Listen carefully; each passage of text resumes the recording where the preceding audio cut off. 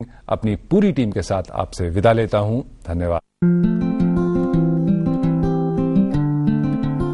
लगभग 6 महीने लग गए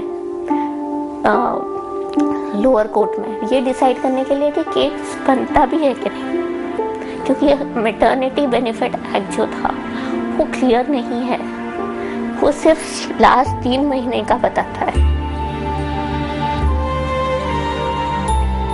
प्रेगनेंसी के हालत में घंटों कोर्ट में बैठती थी। जज को भी लगता था कि इनको जरा सीट दीजिए बैठने के लिए, लेकिन मैंने नहीं छोड़ा।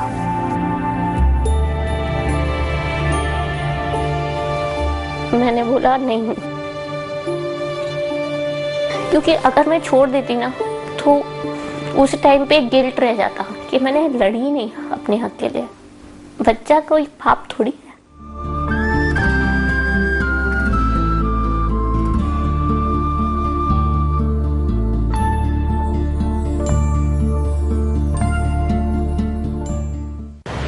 आचल में आकाश के इस अंक में बात मातृत्व अवकाश की, एक ऐसा अवकाश जो एक औरत के साथ साथ उसके होने वाले बच्चे के लिए भी बेहद अहम है। और अगर आप कामकाजी हैं तो औरत की ये जरूरत और भी जरूरी हो जाती है। आइए जानते हैं कि हमारा समाज इसके प्रति कितना संवेदनशील और जागरूक है।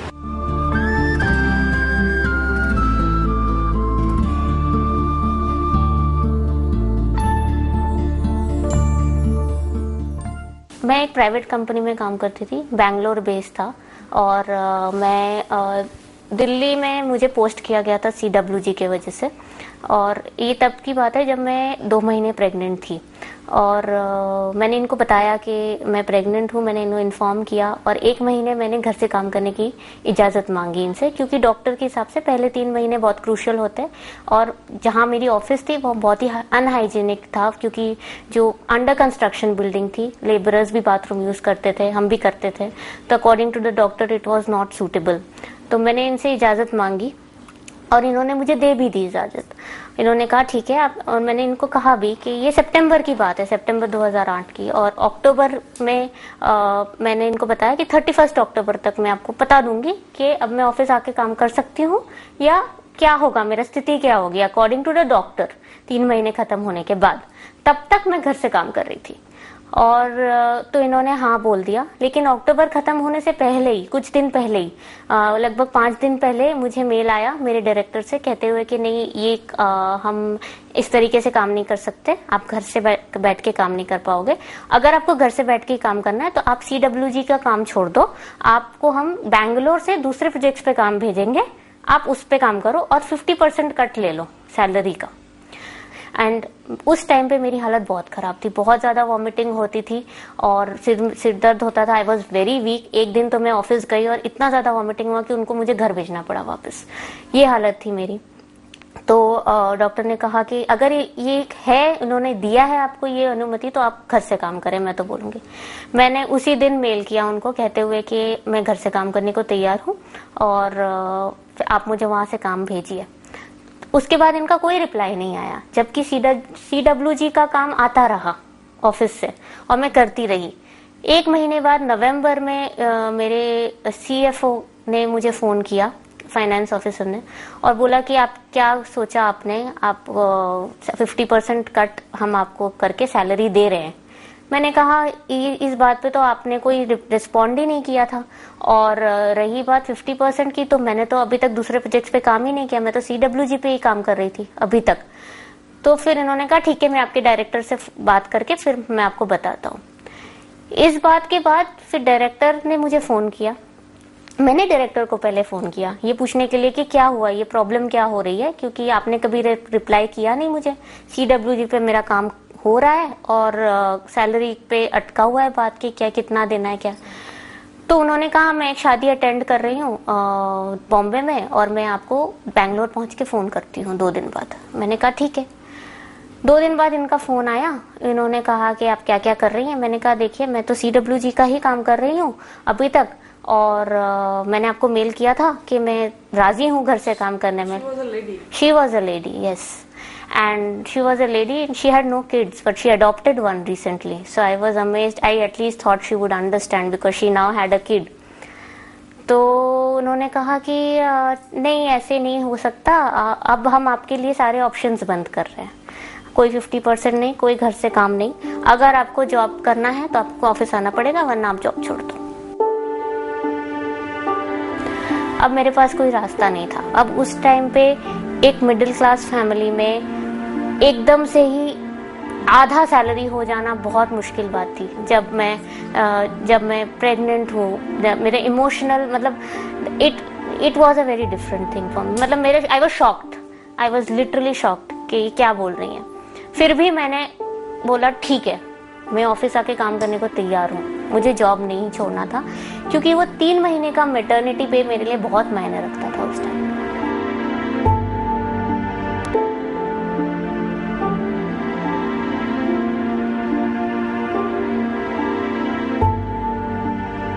मुझे लगता है कि एक लायबिलिटी बन जाती है औरत जब प्रेग्नेंट होती है, तो कंपनी के लिए लायबिलिटी बन जाती है, चाहे उसने कितना भी किया हो। लेकिन उस टाइम पे क्योंकि वो उतना नहीं कर पाती है, उसका मतलब वो फायदेमंद नहीं रहती है, और ऐसे इस तरीके से उसको ट्रीट किया जाता है कि अब तो आप किसी काम के नहीं रहे। इंसान कितना इनसेंसिटिव हो सकता है दूसरों के लिए। आप एक औरत होके एक औरत की बात नहीं समझते, फिर आप मर्दों से क्या उम्मीद कर सकते हैं।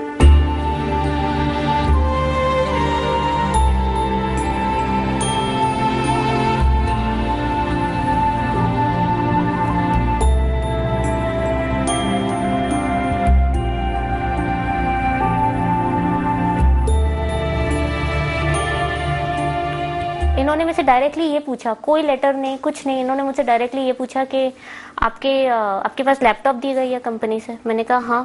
बोलते आपको लौटाना पड़ेगा। मैंने कहा क्यों? तो बोले कि क्योंकि आपको तो जॉब से निकाल दिया गया है। मैंने कहा आप क्या बोल रही हैं, मुझे तो कुछ नहीं पता, मेरे तो डायरेक्टर से कल बात हुई, उन्होंने तो कुछ नहीं कहा। उन्होंने कहा कि आप इधर जॉब छोड़िए या ज्वाइन कीजिए, और मैंने उनको कह दिया कि मैं ज्वाइन कर रही हूँ। लेकिन उन्होंने कहा नहीं, मुझे तो ये कहा गया है कि आपको निकाल दिया है, मैं फिर भी चेक करके आपको फोन करती हूँ। That time I was 4 months pregnant and then उन्होंने फोन नहीं किया, मैंने खुद फोन किया डायरेक्टर को फिर से। मैंने कहा ये क्या कंफ्यूजन है, मेरे आपसे जो बात हुई थी उसके हिसाब से तो I was joining back, and the HR head is calling me and telling me you are no longer with us. She said no, you got it wrong, I told you you are no longer with us. मैंने कहा ये बात तो हुई नहीं हमारी phone पे, आपने कभी ऐसे बोला ही नहीं, और ऐसे कैसे आप बिना नोटिस के, बिना किसी बात के, आप एक दिन में, एक झटके में, एक फोन कॉल में कह देते हो नहीं, जबकि आपके टर्म्स एंड कंडीशंस पे ही मैं चल रही हूँ।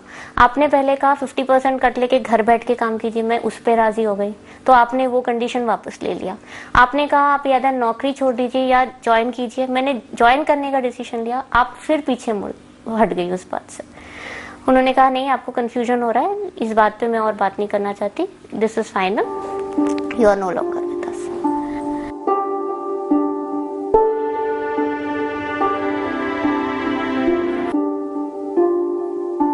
तो उस टाइम पे लगा नहीं, मुझे जानना है कि मेरा हक क्या है, मैं किस तरीके से उनको जवाब दे सकती हूँ। मैं चुप बैठ के रोना नहीं चाहती थी घर में। क्या माँ बन के मैंने कोई पाप कर दिया है? क्या किया है मैंने? मेरी गलती क्या है? फिर मैं गई, मैंने वकील से बात की, उन्होंने मुझे बताया कि मैटरनिटी बेनिफिट एक्ट है 3 महीने का। वो मुझे पता था कि मैटरनिटी लीव लिया जा सकता है लास्ट 3 months का, लेकिन मुझे पर वो मेरे लास्ट 3 months नहीं थे। फिर भी मैंने बोला कि ये गलत हो रहा है मेरे साथ, इसका हम क्या कर सकते हैं, मैं किस तरीके से इनको जवाब दे सकती हूँ। मैं रिजाइन नहीं करना चाहती, और ना ही मैं इनका ये एक्सेप्ट करना चाहती हूँ कि इन्होंने मेरे साथ जो किया वो मैं चुपचाप एक्सेप्ट नहीं कर सकती, क्योंकि मैंने बहुत खून पसीना बहाया है। और जब सारा काम हो चुका था लगभग, तब इन्होंने ये किया। बहुत कैलकुलेटेड इनका ये था कि पिछले लास्ट जो 3 months होंगे कॉमनवेल्थ गेम्स के, उस टाइम पे मेरा डेट था, बेबी होने का मेरा ड्यू डेट था उस टाइम पे, और उनको पता था कि इस समय मैं नहीं आ पाऊंगी, मैं नहीं कर पाऊंगी काम। तो इनको लगा इतना हाइक देके इसको क्यों फिर रखे, काम हो गया, हाइक पैसे भी जा रहा है तो क्यों दे, जाने दो, इनको निकाल दो एक झटके में। फिर मैंने इनको लेटर लिखा, मैंने कहा ये गलत कर रहे हो आप मेरे साथ, इस तरीके से आप नहीं कर सकते, आपने कोई मुझे नोटिस नहीं दिया, कुछ नहीं दिया, आप अचानक मुझे एक झटके में कैसे निकाल सकते हो? और इस कंडीशन में किस तरीके से आप ये ऐसे ले रहे हो ये डिसीजंस? इनका मेल वापस आया जब इनको मैंने थोड़ा सा लीगल टच दिया कि लीगली आप मेरे साथ ऐसा नहीं कर सकते, तब इनको पता चल गया कि मैं लीगल रूट पे भी जा सकती हूँ। तब इन्होंने बहुत चालाकी की, इन्होंने मुझे ट्रांसफर कर दिया बैंगलोर एक ही दिन में, और बोला कि आपको 7 दिन में ऑफिस ज्वाइन करना है बैंगलोर में। That time I was 5 months pregnant. 7 days इन्होंने कहा पहले के 7 दिन हम आपको एकोमोडेशन देंगे, उसके बाद आप खुद ढूंढिएगा अपने लिए। 5 months प्रेगनेंसी में एक नई जगह पे शिफ्ट किया जा रहा है अचानक से, और मुझे कहा जा रहा है कि 7 दिन में आप अपने लिए घर भी ढूंढिए, आप अपने लिए एकोमोडेशन भी ढूंढिए, डॉक्टर भी ढूंढिए, आप सब कीजिए। मैंने अपना अपॉइंटमेंट लेटर पढ़ा, उसमें कहीं पे भी ट्रांसफर का कोई क्लॉज नहीं था। क्लॉज था टूर का, जो मैं बहुत किया 4 साल में, लेकिन ट्रांसफर का नहीं था। मैंने इनको बोला आप मुझे ट्रांसफर नहीं कर सकते, क्योंकि मेरे अपॉइंटमेंट लेटर में कहीं ये नहीं लिखा है कि आप मुझे ट्रांसफर भी कर सकते हो। इन्होंने मुझे साफ साफ लिख दिया अगर इस डेट तक आपने ज्वाइन नहीं किया तो according to company laws you are out.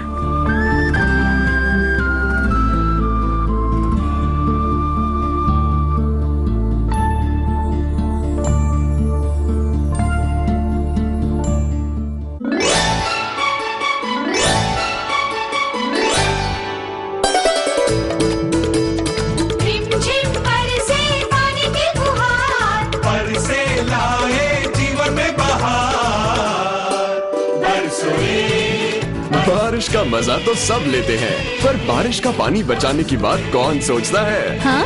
बारिश के पानी का संरक्षण करें ताकि पानी की कमी न हो और आप जिंदगी का यूं ही मजा लेते रहें।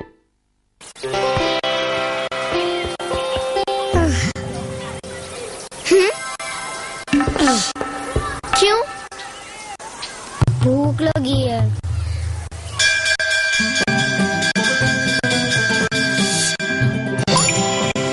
साबुन से हाथ धुलेंगे तो सेहत रहेगी। दाल की खुशबू, इसके प्रोटीन का जादू। रोज हरी सब्जी क्यों? इसकी आयरन की शक्ति से होगा गोल और मेडल भी। और पढ़ने में भी है ध्यान लगाना। बच्चों का अधिकार है शिक्षा और पौष्टिक आहार जो दे चुस्ती, खेलकूद और पढ़ाई के लिए। पढ़ना पक्का। मिड डे मील योजना का लाभ देश के 11 करोड़ से भी अधिक बच्चे पाते हैं। 1200। सुनो, मुफ्त है सब, जन्म, दवा, इलाज। अच्छा, कहीं और ले जाओ अपनी औरत को। किसे बेवकूफ बना रहा है छोटू? मुझे पता है मेरा हक क्या है। अब रास्ता दिखाएगा या बुलाओ मेडिकल ऑफिसर को? और हाँ, ये तंबाकू खाना छोड़ दे। मुफ्त तो क्या, इसका इलाज भी ना है, समझे? भारत सरकार की जननी शिशु सुरक्षा कार्यक्रम से 1 करोड़ से अधिक गर्भवती महिलाओं को मिला सुरक्षित और मुफ्त प्रसव का हक। आपने लिया अपना हक। भारत के इस निर्माण पे हक है मेरा। इश्तिहार देखकर कई बार हम उस पर पूरा भरोसा कर लेते हैं, ये हमें गुमराह भी कर सकते हैं। राधा के साथ भी कुछ ऐसा ही हुआ। उसने अपने मैनेजमेंट की पढ़ाई पूरी कर ली, पर जब वो नौकरी के लिए गई तो आपका कॉलेज तो किसी भी यूनिवर्सिटी से जुड़ा हुआ नहीं है और ना ही इसे यूजीसी की मान्यता प्राप्त है। बट सर ये तो देखिए, हम आपको ये जॉब नहीं दे सकते। जब वादे हो जाए झूठे और दिल अपना टूटे। राधा ने कंज्यूमर फोरम में कंप्लेंट की। फोरम ने उसकी फीस 12% ब्याज के साथ उसे लौटाई और कॉलेज से इश्तिहार भी दिलवाया। ना ही यूजीसी और ना ही किसी यूनिवर्सिटी से ये जुड़े हुए हैं। जागो ग्राहक जागो। लगभग 6 महीने लग गए लोअर कोर्ट में ये डिसाइड करने के लिए कि केस बनता भी है कि नहीं, क्योंकि मैटरनिटी बेनिफिट एक्ट जो था वो क्लियर नहीं है, वो सिर्फ लास्ट 3 महीने का बताता है। प्रेगनेंसी के हालत में घंटों कोर्ट में बैठती थी। जज को भी लगता था कि इनको जरा सीट दीजिए बैठने के लिए, लेकिन मैंने नहीं छोड़ा।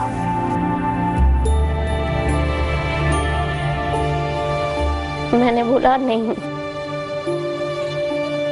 क्योंकि अगर मैं छोड़ देती ना तो उस टाइम पे गिल्ट रह जाता कि मैंने लड़ी नहीं अपने हक के लिए। बच्चा कोई पाप थोड़ी है।